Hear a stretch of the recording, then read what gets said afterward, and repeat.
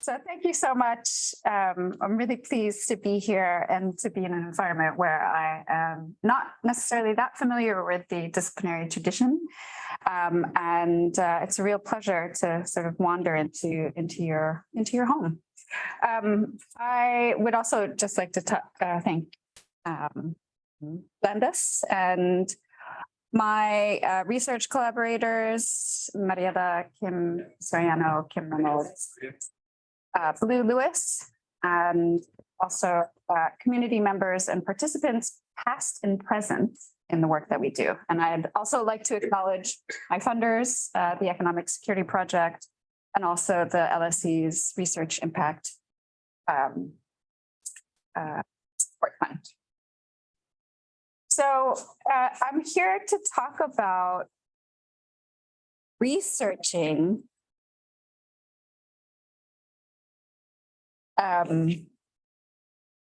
workplace surveillance and consider how it can be made equitable. That is, I sort of come from a tradition of thinking about research as organizing. So I will talk about the current project and its challenges.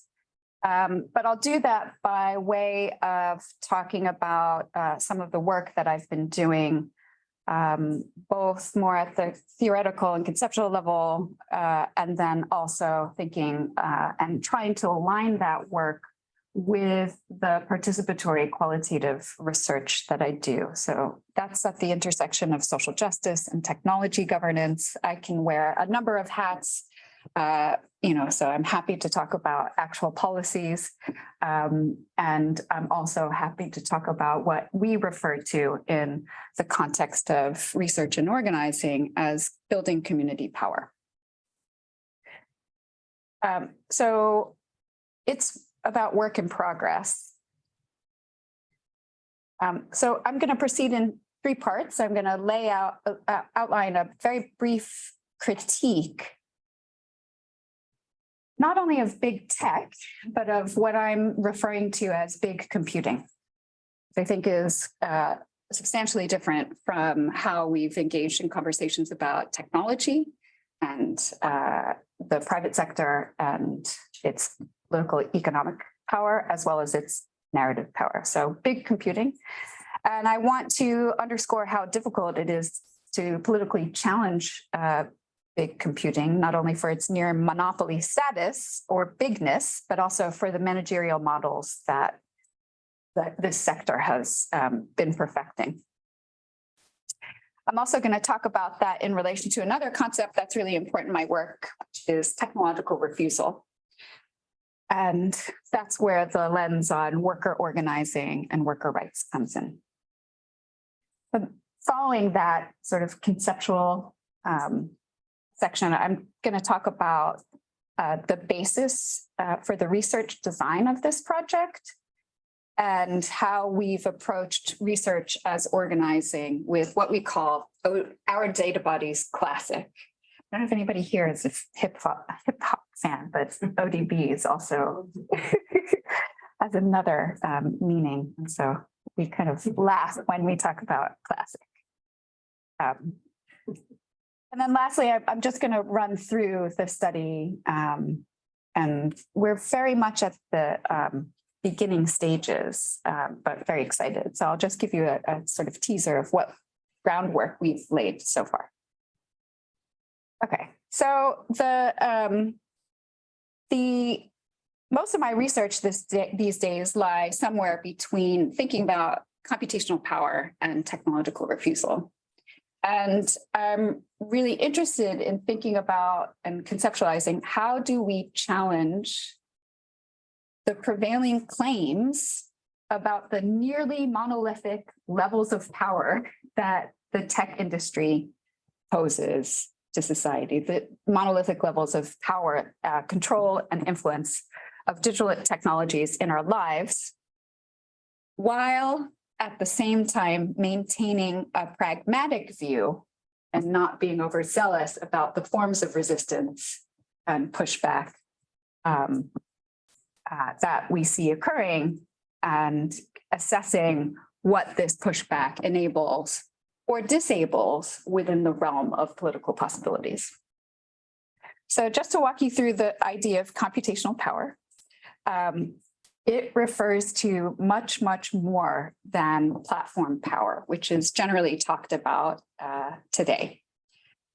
The work, this concept of big computing and computational power is deeply influenced by a number of computer scientists that are sort of writing at the intersection of computer science and political economy. Noteworthy scholar is Seeta, who's based at Delft Technical University. And it refers to the massive amounts of literally computing power, right, that's needed to support the computational infrastructures that power things like Amazon web servers or all of the real-time processing that takes place, dynamic, adaptive technologies that are analyzing data in real time, and in the future will be analyzing and processing that data even more powerfully as we see the advent of things like quantum computing and quantum internet. I know that's a lot to handle, but I think what is significant to hold on to in this concept of big computing is that it's creating an enormous amount of dependency. And I see that in three spheres when we're talking about democratic governments. An operational dependence, a sort of normative dependence or convergence, and then in the realm of democratic governance, a political dependence. So let me just unpack that really quickly. So if we think about computational power from a technical perspective and the ways in which software production has changed and has made it such that we're no longer getting floppy disks and CD-ROMs, right? Everything is dynamically updated.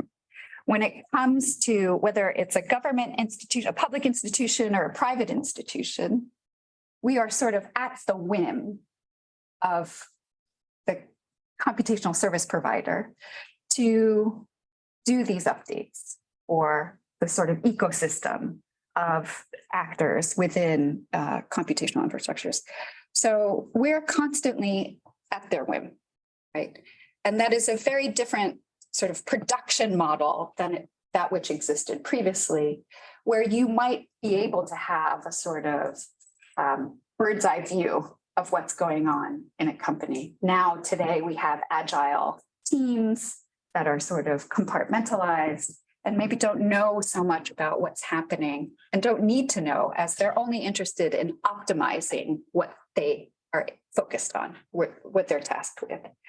And I think that when it comes to thinking about computational power in its political and economic terms, is that from the perspective of democratic governments that increasingly turn towards digitization and also themselves becoming agile governments, right? The sort of modernizing government theme, they become operationally dependent on these services. So rather than doing things in-house, et cetera, you become dependent on these dynamically updatable services, which remove a lot of sort of in-house expertise and sort of moves expertise into the industry. I think analogously, that is relatable to the sort of managerial transformation that's happening at public and private institutions as they become sort of more concerned and interested in these agile forms of management.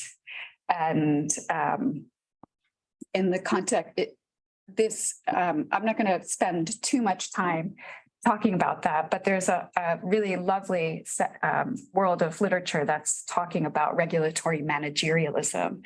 And I think this is very much related to that. And it is pointing to the ways in which public and private power is sort of combining.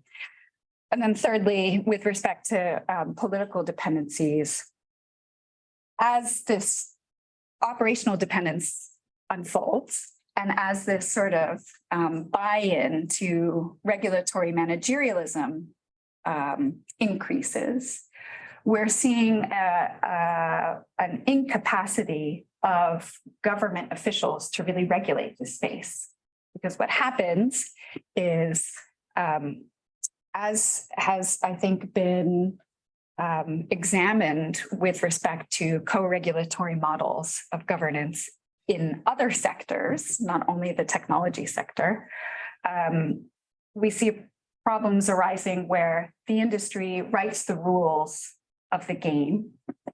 And in this case, with the complexity of computational technologies being an important factor, the government expertise, again, is sort of outsourced into the industry. So the industry is able to sort of make its road, as it were. Now, that is, I think, an interesting and important, big computing and computational power, I think, is really important from the perspective of governance. This sort of, I'll just mention really quickly, because we will end up talking about work and workplace surveillance and big companies like Amazon. I'll just say one additional thing about managerial models. So yes, managerial models, the managerial models that governments are drawing upon to become themselves more agile, these models, I think, have been really perfected within the tech industry, right? So, and that's over the last 2.5 decades, where we've seen a focus on performance metrics, outputs, growth, blitz scaling, all at the expense and at the diminishment of worker welfare. So at least in the United States, even though we have seen recently some news reports about unionizing efforts, and I'll get to that in a second, it is still the case that it's sort of an absent part of the public discourse. It was a very successful campaign throughout the 70s and 80s to essentially eviscerate the idea that a union or worker organizing can work in US society. But yeah, I think it is important to recognize that this sort of managerial model has been very much perfected within the tech industry to the point where you have things like zero contact. So with that rise and with that formidable challenge of within the regulatory environment, we've also seen in the past decade in particular, I think we've seen the rise of this concept that I refer to as technological refusal. And this is drawing from others that have written about this concept, such as Ruha Benjamin and others within the science, technology, and technology studies field. So technological refusal refers to the ability of individuals, and importantly, groups or collectivities, to resist, refuse, and reject technologies, as well as the people and institutions that develop, maintain, manage these technical systems. So we could say that in spite, or we could hypothesize really, that in spite of the growth of big computing and or big platforms and big tech, we've seen the rise of a backlash and a desire to speak out and try and refuse the terms and conditions that are offered to users. Increasingly, in the last 3 years, especially in the United States, I think we've seen a lot of focus on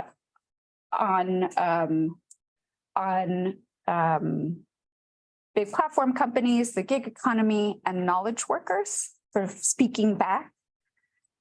These refusals have been in the form of whistleblowing, Meta and Twitter, worker walkouts in relation to, for example, Google's military defense contract and Project Maven, and even more recently in the form of quiet quitting, as well as the upheavals in the industry related to the big tech company layoffs. Now, I could say more about this concept, but I sort of want to move into talking about the study and the background. So I'm just going to say, so I think disparate narratives about workers and their discontents are definitely circulating. And they are contributing to this growing backlash against the technology industry. And how often these narratives touch upon low wage or service workers versus highly skilled knowledge workers, or what the connection is between this sort of discontent regarding low wage worker experiences and then the experiences of, very well paid and very visible, often engineers and computer scientists getting fired or dissenting from the company line, I think is underexplored or underexamined. So that's part of the, sort of the conceptual pillars of or motivations of this work that I've been doing really since 2015, to think about these broad changes within the industry and think about how can you draw a thread between some of the political economic changes that are happening and what's happening on the ground, lived experience, and try and design a research project that tries to engage that conversation. It's incredibly difficult, I will say. And yeah, so I'm going to just kind of briefly walk through our data bodies. So our data bodies is the name of the project that that a team of 5 of us, wait, hold on, 6 of us started in 2015 with Virginia Eubanks, who is the author of a really great book, Automating Inequality, as well as Tawana Petty, who's a well-known organizer in space, is with the Algorithmic Justice League. Before that was with Data for Black Lives in the United States. Blue Lewis, Mariela Sapa, and myself. Sorry, it's 5. We're in a different configuration now, so I have to think about that. And what we did at the beginning of this study is Virginia and I really wanted to do something that was, we were tasked with thinking about privacy in low socioeconomic status population. And what we wanted to do was to design a study that was more engaging than what we thought at the time was sort of a conventional way of approaching digital privacy. And we came up with this idea of working with community organizers that were already anchored in their movements and networks and organizations to essentially discover the ways that members of marginalized and minoritized communities were experiencing new data-driven technologies and ideally generate some new knowledge. So we designed this project. That the website that you're looking at is sort of the older version of the project. We haven't updated our site yet, but it in some ways is still ongoing, because what happened with this project is it was very complex. We designed a number of sort of participatory workshops. So there were 3 pillars. We designed participatory workshops in systematically deprived neighborhoods in Charlotte, Detroit, and Los Angeles. So in Los Angeles, for example, we were working with Mariela Saba, my colleague, and she was anchored within the Los Angeles Community Action Network, which is tasked with, which deals with a lot of unhoused populations on Skid Row. Something like 48,000 people living on Skid Row in Los Angeles. In Detroit, we were focused on foreclosures and utility shutoffs. So this is in the wake of, people don't remember, in the wake of the financial crisis. Detroit was really, really hit hard. And so we were based with a Detroit Community Media Project, technology project there. And in Charlotte, we were focused on reentry and worked with a reentry organization that had been around for 30 years. So working with people that were, with populations that were returning from, re-entering society, returning from prison and so forth. So really tried to anchor ourselves in these communities. And we designed 3 processes in our study that really form this sort of nucleus of research as organizing methodology. So one was, we designed these workshops where we went in and we started to just figure out how to talk about these technologies and the information gathering or data collection asymmetries that happen in a language that made sense to people, right? Because we weren't going to come in, we weren't going to mention surveillance because that could immediately cloud how people thought about the issue. And we weren't going to talk about things in a technical matter. So we designed these activities to really just think about, how do you open the conversation? From that, we then sort of used both that material and some of the themes that surfaced in those workshops to help co-design the interview protocol, and also to recruit participants in the study. And then thirdly, we had community members, people that had participated in the interviews, for example, came back and participated in reflective or interpretive focus groups. So as a part of the data analysis, the qualitative data analysis, we would present to them, for example, quotes that we, if somebody said, like, I was arrested for protesting at, some in relation to the police force abusing and being violent towards Black men in my community, got arrested, was profiled, then kind of catapulted led to me not getting hired at a job that I thought I had, right? We would take a quote like that and then put them up in the room and essentially do a collective coding process, thematic coding process. And that was really, really insightful.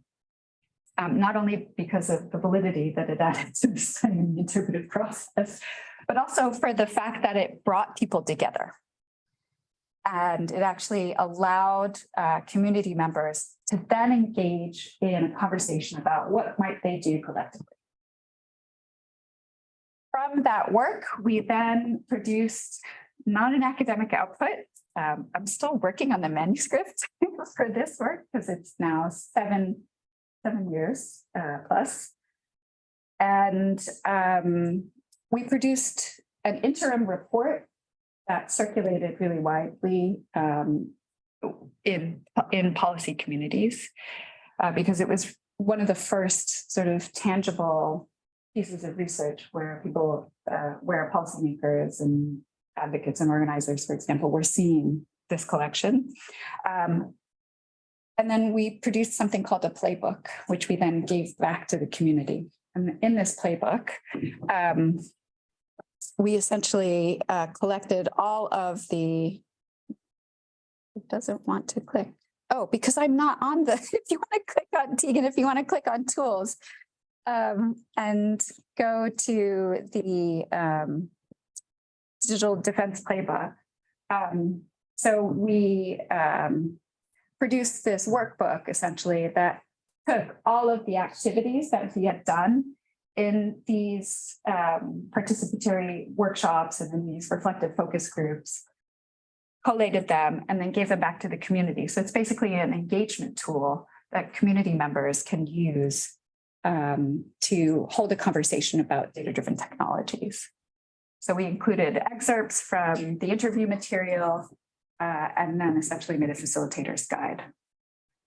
So those are all of the activities that we did in the community.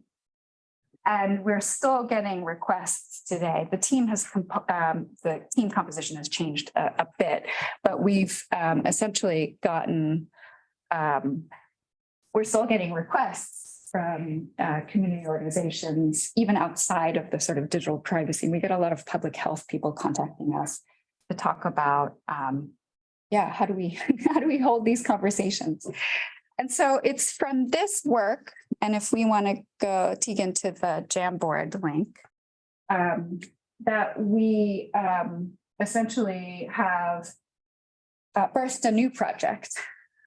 So through this participatory design, somehow people in the workplace surveillance realm were really interested in what we were doing. And part of their motivation was, we have a number of sort of press hits. So you see this name, Chris Smalls from 2020. If that name rings a bell, he is a really incredible organizer that galvanized and successfully unionized workers in Staten Island.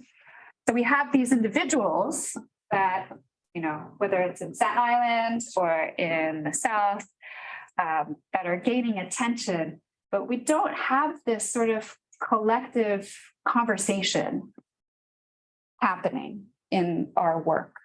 And so we were approached by someone in that space to say, like, hey, we want to know what's going on in workplaces, in low wage tech workplaces with surveillance, because we know that it relates to the types of exploitation and marginalization of workers that happens, but we don't really know.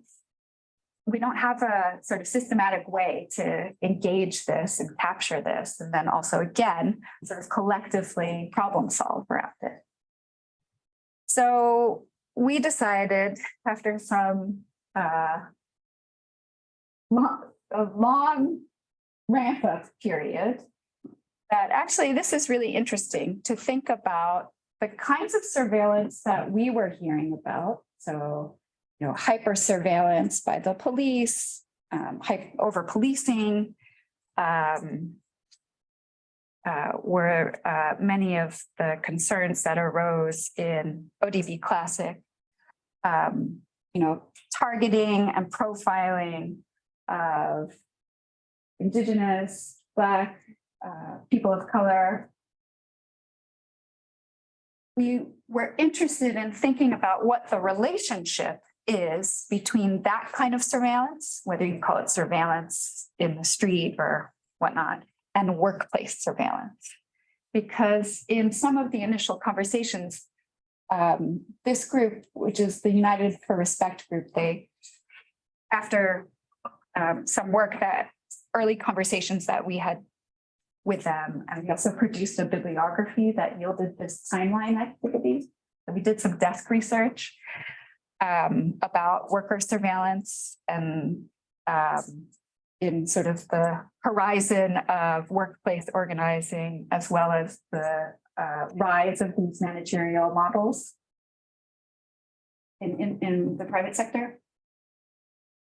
We started, the original team, the kernel of the team started to notice, oh, there might be some really interesting links, right, between the types of surveillance that people are thinking about and hearing about in the workplace, and connecting that to these other kinds of issues. So, here we have police using chat sheets, officers sharing information, lantern logs, COINTELPRO, sort of a lot underneath a set of points that workers were identifying. This was an activity that was done, I think, on Zoom, right? So unideal, but that on Zoom, thinking about, surveillance in the workplace and getting people to talk about it, and that they themselves making the connections to other forms of surveillance that minoritized and marginalized populations experience. So where things stand now is we're sort of routinizing these participatory workshops. Workplace surveillance is really difficult to, it's a tough issue. If we thought going into communities and talking about police surveillance in 2015 was going to be tough, this is also really, really tough. And we've again worked with an anchor organization, this United for Respect, which is they try and, or I think historically they're known for having done a lot of work around the fight for 15 and Walmart and retail, low-wage retail workers, and they've recently gotten interested in Amazon warehouses. So we do in our study. We're going to continue with this timeline and this sort of historical research, because we think it's really useful and it's an artifact that can travel and live and grow, et cetera. And again, the process of this research as organizing will be to hold these workshops, conduct interviews. Sometimes the workshops happen after the interviews. Sometimes the workshop will happen before the interviews. We just had our first interview, which is really remarkable, and it's a relief because it's taken such a long time to get to this point. And then we'll do these reflective focus groups in an environment, again, that's really challenging, not only because things are happening very much online still in the United States, but also because workers are really difficult to pin down, right? Because their work schedules, they're often working with automated schedulers, right? So they don't necessarily know when they're going to work, or they're just actually physically exhausted. So we're very excited about the prospects for this. And I just want to try and wrap things up by saying, I started with this very kind of high level conceptual framework, thinking about computational power, the problem of regulatory managerialism, and then thinking about technological refusal. And I've just described to you this very participatory and qualitative project. And so it must be in your minds now, well, how does that actually relate back to these larger issues of computational power and technological refusal? And that's sometimes where things get difficult for me to explain, because, on the one hand, you want to say like, this is going to change everything, right? Because it's not. But at the same time, we think that we have a model, a participatory or collaborative model of knowledge generation that does, I think, have the momentum to inspire other forms of collective action and organizing. On top of that, partly because of the different spaces that we walk in as a team, we think that, the connections to the policy conversation, right? I mean, it is very difficult for the Federal Trade Commission, for example, to say, okay, we're going to do an independent research on workplace surveillance. They don't have access. Moreover, they don't have the time. So we feel like we've we're offering a model of research that might be able to, sure, it's qualitative and we can talk about what that gains you and what that doesn't gain you. But we think that this is a model that kind of speaks to some of the obstacles that happen from both a regulatory perspective and from, the perspective of individuals not always being able to connect with others. So we do see this as something to build from. So we are optimistic about it. I think we have a great deal of humility about it as well. But when you hear the stories that people are sharing, I think that's really what then begins to animate the work and, in some sense, carry it forward. The substance of people's stories themselves are really the quality of the stories, what people are talking about, they're really just so palpable. And for people to hear those stories together, I think it can accomplish a lot. So I'll stop there. I hope I've given you enough information and I'm happy to take questions.